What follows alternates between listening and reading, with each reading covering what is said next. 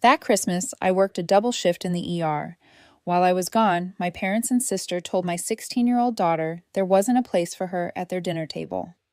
She ended up driving back on her own and spending Christmas night in an empty, silent house. I didn't argue. I chose to act instead. By the next morning, my parents found a letter on their doorstep and immediately started shouting. On Christmas Eve, I dragged myself home just before midnight, worn out. Hours earlier, I'd been pressing down on a man's chest, trying to keep him alive while he insisted he was simply tired, though his lips were already turning blue. That was the kind of shift I'd had. So when I noticed Abby's boots by the door, my gut reaction was that something must have happened.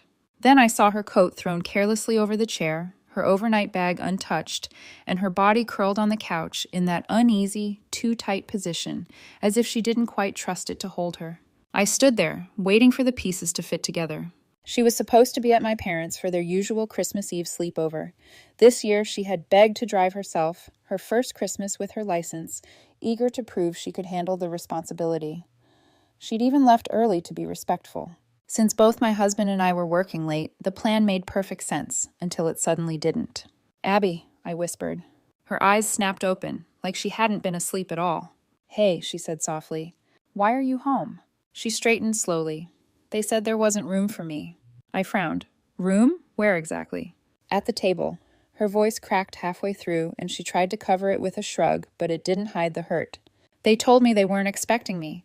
Too many people were already seated. Grandma said she couldn't just squeeze in another chair last minute. She looked annoyed, like I was making things harder for her." "But you were on time?" "Yeah, exactly on time." She let out a hollow laugh. Grandma opened the door and stared at me like I'd wandered into the wrong house. Abby paused, then went on. "She also said there wasn't a bed left. That was excuse number 2. She said they didn't want me driving late at night, but also couldn't figure out where I'd sleep. So I just left." I blinked at her. "No one offered to drive you back?" "No." "Did they even let you eat?" Another shrug. The table was packed. Lily was sitting in my usual spot. Grandpa was laughing with her like she was the guest of honor. Nobody really looked my way. Then Grandma said, "It's just a crowded year," and Aunt Janelle agreed. So I left. Her eyes shifted to the coffee table. I made toast. I followed her glance. There it was, a single slice of toast on a paper towel. It was stiff and cold, with half a banana next to it. That was her Christmas dinner. Something twisted in my chest. Not fury yet, but the brittle, icy ache that comes right before the snap. "I wasn't even that hungry," she whispered. "Not really." That's when her eyes started to fill. He fought it. "God," she tried, looked up, blinked hard, bit her lip like she could chew her way out of the emotion they made. "It seemed like I'd imposed," she whispered. Like showing up after it was planned was rude, and then she cried, quiet and slow, like a faucet. "You can't quite turn off. I was going to bring a pie," she added. But I thought they'd have enough food already. I sat next to her, put my arm around her shoulders. She leaned in without hesitation, like she'd been holding herself up. Out of spite after a while, she wiped her nose on her sleeve. "I know they don't like you," she said. "But I thought," she cut herself off. "You thought you were just the kid, not part of it," she nodded. "They didn't even say it meanly," she added, just like it was a practical problem, like I was a folding chair. "They didn't have space for. I didn't go to bed right away. I sat in the kitchen, looking at her bag, still zipped." She packed it so carefully, picked out the sweater my mom said she liked, brought. A little tin of cookies she made herself. I opened the fridge. There was nothing special in there. We hadn't planned a backup Christmas. Why would we? We trusted them. That's the part one couldn't get over. Not the cold cheese toast or the lack of food. Not even that. She drove home alone in the dark. It's that they looked her in the eyes. This sweet, awkward, brave girl who showed up on time with cookies and a smile and told her with 28 people inside, "There's no room for you." They didn't mean no space. They meant not you. The following morning, my husband came home while Abby was still asleep. I explained what had happened. He stood silently for a long moment before finally asking, "So what do we do now?" I didn't answer. Not right then. But deep down, I already knew. There's a difference between turning the other cheek and turning away a 16-year-old who only wanted to feel included. They chose the latter. I didn't create a scene. I responded with action. That next morning, my parents discovered a letter waiting at their doorstep, and the shouting began. I can't quite recall the first time someone called me the weird one. Probably happened before I even understood what the word meant. When I was 6, I found a dead bird and asked if I could dissect it, not because I was trying to be creepy, but because I genuinely wanted to see how it worked. My mom slapped her palm against the kitchen counter and snapped, "Jesus, Kate, what's wrong with you?" My sister Janelle screamed and immediately told everyone I was trying to create a zombie. I ended up grounded for scaring her. That pretty much set the tone. I adored anatomy books, asked for a microscope one Christmas, and talked about blood flow during dinner. At school, I was the kid who actually raised her hand in class, and in my family, that was all it took to earn the label of show off. No one else in the family pursued college. Most didn't even finish high school on their first attempt. I was the only one studying during commercial breaks. By the time I was 12, my dad had started joking, half joking, that I wasn't really his. To be mine, he'd say, you'd have to like beer and hate books, then let out a chuckle. Once, I overheard him arguing with my mom late at night. They thought I was asleep. He asked if she'd ever cheated on him, said he always had doubts because I didn't resemble anyone else in the family. That night, I hardly slept. I never brought it up, still haven't. By the time we reached high school, Janelle had fully embraced her role as the golden child. She was loud, charming, and average in her grades, but a master at spinning every setback into a story people loved hearing. She could cry on cue and made a point of telling everyone she looked out for her poor, awkward sister who just didn't get jokes. She used to call me Dr. Freak in front of anyone who'd listen. When I actually became a doctor, she started calling me Dr. Moneybags. So, some progress, I guess. When I landed the full-ride scholarship, my parents barely reacted. No cheering, no embrace. My mom just asked who I thought I'd end up marrying, since guys apparently don't like women who outshine them. I told her maybe I'd marry myself. She didn't laugh. They never gave me a dime. I waited tables all through med school, took the graveyard shifts no one wanted, came home with blistered feet and burnout etched deep into my bones. But to my family, I was living the dream. They never once came to visit. Years later, after finishing my second residency, I finally secured my first stable job. The one that made me feel, for the first time, like I wasn't just trying to keep from drowning. My husband and I met during an overnight shift. Very romantic if you find shared exhaustion romantic, and eventually moved to a place where we could afford more than instant noodles. And that's when the call started. Can you help with the electric bill? Can you co-sign this lease? Can you talk to a doctor friend about Uncle Pete's back lump? I did what I could. Most of it without hesitation. When my parents were approaching retirement way too early and with zero savings, I stepped in. They'd never owned a home, always rented, bad credit, bad luck, whatever the excuse of the year was. So I bought a modest 2-bedroom house and handed them the keys. I told them it was a gift that I'd handle the mortgage. The house is in my name, but they live there like it's theirs. Rentry utilities covered more often than not. Medical stuff. I have insurance access. Yes, I never said no until recently, a few months ago. Janelle called Lily her daughter, the one who can do no wrong, had been accepted into a prestigious STEM. Summer camp. She's got your brain, Janelle said, like it was a compliment.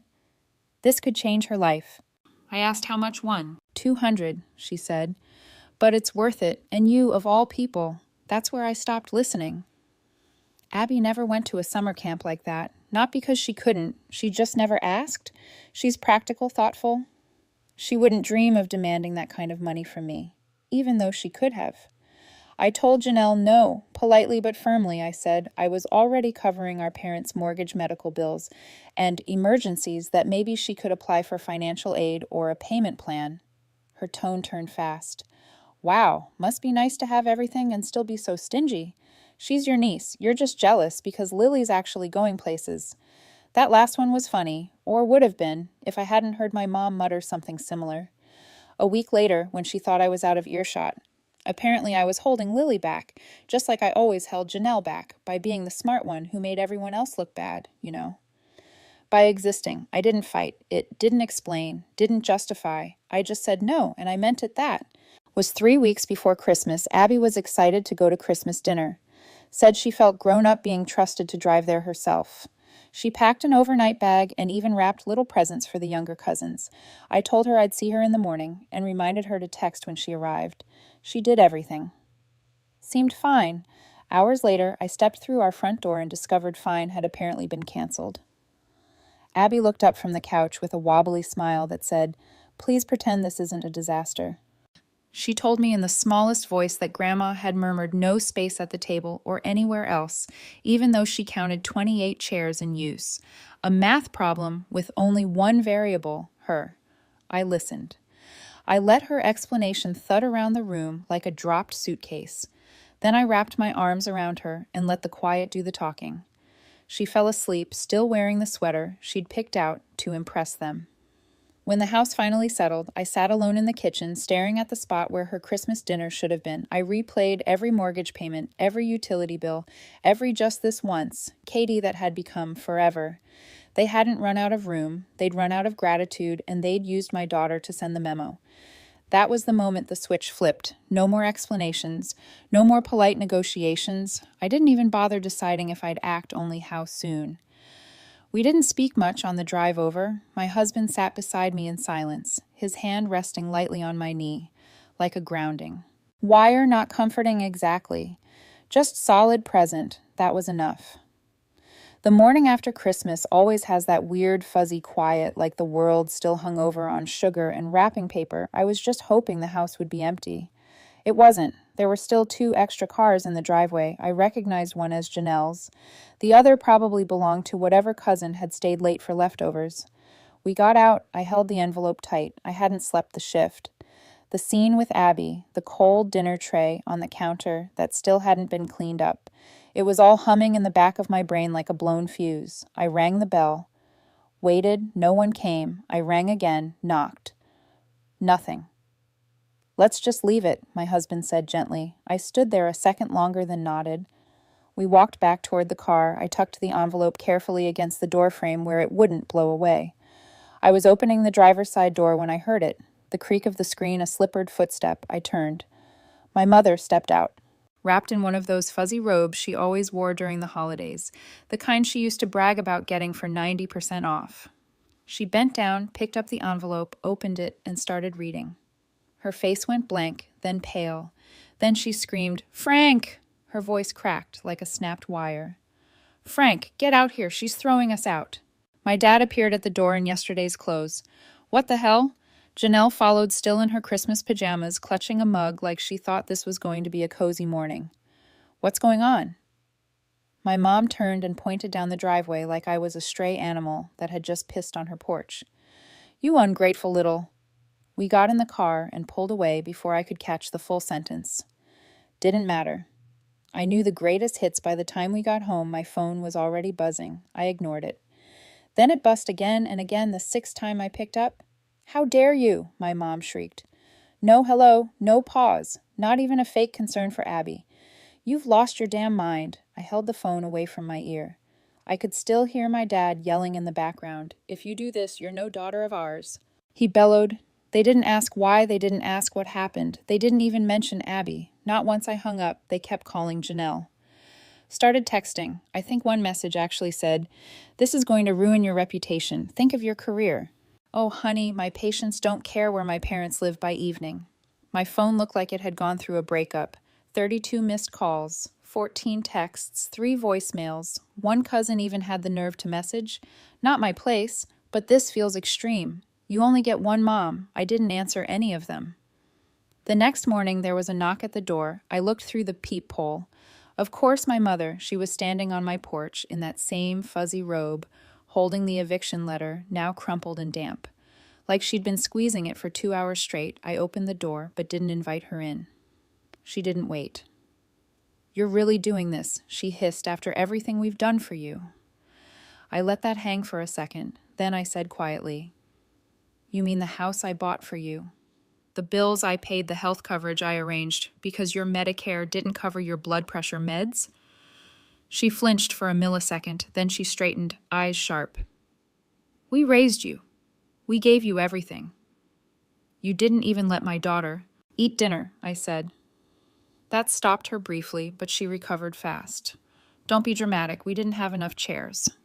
"There were 28 people there," I said. "Even a neighbor," her lips pressed tight. "I didn't send that letter to be cruel," I added.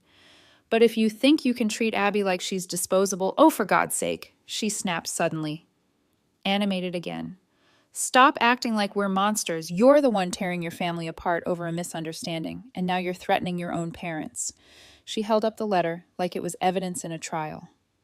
Then, and I swear this part felt like theater, she ripped it in half, just stood there and tore it down the center, like that would somehow void the legal process. There, she said. That's done now. If you want us to forgive you, you'll pay for Lily Science Camp and drop this ridiculous tantrum. She smiled like she just solved the whole thing. I didn't say anything because that was the moment I realized they hadn't taken me seriously. Not for a second. Not when I was a kid. Not when I became a doctor, not even now to them. I was still the awkward science-obsessed girl who should be grateful for scraps and stay in her place. The girl they resented but never truly respected, they thought I wouldn't follow through. But they were wrong, so I let my mother walk off the porch muttering to herself like the hero in a tragic play, and I closed the door quietly, calmly. But in my head, I was already making the next move. My mother tore up the eviction letter like it was a flyer for gutter cleaning right in front of me, right after accusing me of being selfish, loveless, and emotionally unstable. Then she had the nerve to smile and say, "Pay for Lily Science Camp and we'll forgive you." She said, "We'll forgive you." Like they were the victims, like turning away my daughter. At Christmas was some sort of lapse in etiquette instead of cruelty. 2 mornings later, I met with a lawyer. I laid everything out. The house in my name, the mortgage I'd been paying for 7 years. The bills, the dental plan, the quiet sacrifices. He didn't flinch. "I assume you want a formal eviction," he said. Like it was the weather, I nodded. The notice went out that same week. 60 days paper, stamped, signature acquired. And this time, they couldn't tear it up and pretend it didn't exist. I kept paying. The mortgage wasn't about to let my credit die for the sake of a statement. But everything else gone. Utilities, cable, medical reimbursements. They got a crash course in what no support actually looks like. 2 weeks later, someone knocked on my door. It was Aunt Elaine, the good aunt. Or so I'd thought. She had a tin of cookies and a rehearsed look of concern. "Kate," she said, "I just want to talk." I let her in. I already knew why she was there. We sat in the kitchen. I poured tea. Neither of us touched it. "It just doesn't sound like you," she started. "There was throwing out your parents over a misunderstanding," she added gently. I laughed once, not kindly. I told her about the house, the bills, the Christmas Eve betrayal, how my parents had made room for 28 people, including a neighbor and 2 cousins I hadn't spoken to in a decade, but not their own granddaughter, Aunt Elaine Pauld, I didn't know. "She said they didn't tell you," I corrected. She left like someone who couldn't unhear what they'd heard 3 days later. I got a text I didn't understand. Before I do. Now, 1 week before the deadline, my lawyer called. "They haven't moved at all," he said. "Then we proceed," I responded. That same day, I put the house on the market. Priced it fairly, not inflated. I wasn't looking to squeeze out every dollar. I just wanted to be done. A buyer made an offer quickly. Families loved that neighborhood. They only had one condition. The place needed to be completely vacated. "Vacant possession required," my agent reminded me. "Understood," I said. I didn't go on the day they were removed. The new owners handled it through official legal processes. From what I heard, it wasn't pleasant. But what followed wasn't any easier. Janelle, of course, welcomed them in, naturally. My sister has always liked playing the role of the more compassionate one. She spoke to the cousins as if she were giving some kind of press interview. "She's walking away from them," she declared, "all because of one misunderstanding at Christmas." 3 weeks later, she showed up at my front door. Her eyes were red, her hair pulled into a messy bun that looked like it hadn't been touched all day. "I can't handle it," she blurted out, skipping any kind of hello. "They won't stop fighting. Mom complains the living room is too crowded. Dad says my kids are too noisy. They won't even agree on using the bathroom. I'm losing it." I leaned on the doorway, arms crossed. "They need to find a rental," she said firmly. "You could at least help with the deposit, just enough to get them started." "No, Janelle. You stood by when they turned Abby away on Christmas Eve and did nothing. That was your decision." I gave a small nod. "This is mine." She stared for a moment, hesitated, then turned and walked away without another word. 1 week later, she put them out too. They landed in a rental nobody would brag about. 2 cramped rooms, a single space heater, and a front step that sagged like it was giving up. Their pensions barely stretched to cover rent and groceries. The vacations were over. The dinner parties, gone. The anniversary cruise they had once dreamed of, forgotten. They began reaching out to the extended family, hoping to stir sympathy. They claimed I had abandoned them, called me unstable, cold, said I had always been that way. But by then, I had already spoken quietly with the uncles and cousins. I sent proof, scanned receipts of bills I'd covered, a certified copy of the eviction letter with a timestamp. One cousin simply wrote back, "Wow." Another just sent a thumbs up emoji. No one rushed in to rescue them, and neither did I. 2 months later, Abby and I sat on the porch together, sipping iced tea. No plans, no pretending, just a calm afternoon. "You know," she said, "I don't even miss them." Neither did I. My phone buzzed with a message from an unknown number. Without thinking, I opened it. "Hope you're proud of yourself." I deleted it instantly. No pause, no reaction. "They'll text again," Abby said casually. "They always do," I answered, "but they're not my burden anymore." And I meant it. They once claimed there wasn't space for Abby at their table. Now, there's no space in our lives for cruelty, control, or manipulation. Fast forward 2 years. They're still in that rundown rental, still blaming everyone but themselves. Abby, she's thriving, studying exactly what she loves. The money from the house sale did more than pay for tuition. It gave her peace. And it gave me a piece of closure. I don't answer their calls. I don't send support. I don't lose sleep. I protected my daughter. I chose her, finally. But tell me this, did I go too far or just far enough? Share your thoughts in the comments. And if you want to hear more stories like this, don't forget to subscribe and hit the bell.